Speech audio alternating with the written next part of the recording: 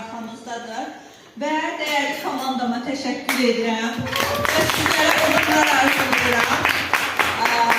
Rüya xanım çox gözəl bəyan sözlər danışdı. İstəyirəm bir balaca ona toxunum ki, hansı ki mən Pabelikə gəldikdə çox zəif, gücsüz və xəyalları olmayan bir insan idim. Çünki bilirdim ki, xəyallarıma çatacaq gücüm yoxdur.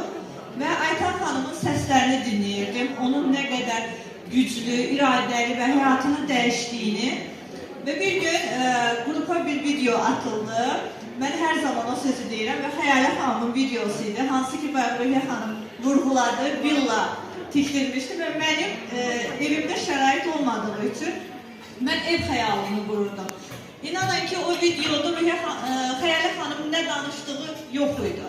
Amma arxadakı o ev var idi ya, ona bir belə xəyalla baxırdım ki, görəm bir gün mən də birlikdə qazanım, o villaya sahib ola bilərəm. Çox şükürlər olsun ki, 5 ildən sonra öz arzuma çatdım, Pabelik sayəsində.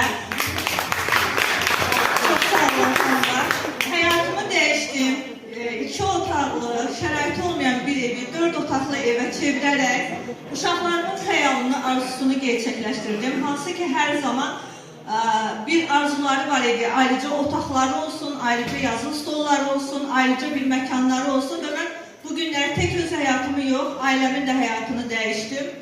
Ondan sonra 18 yaşından bəri ən böyük arzuladığım maşınımın olmasıydı, ona da sahib oldum. Bunların hər birində Pabelik sayəsində, çox sağ olun xanımlar.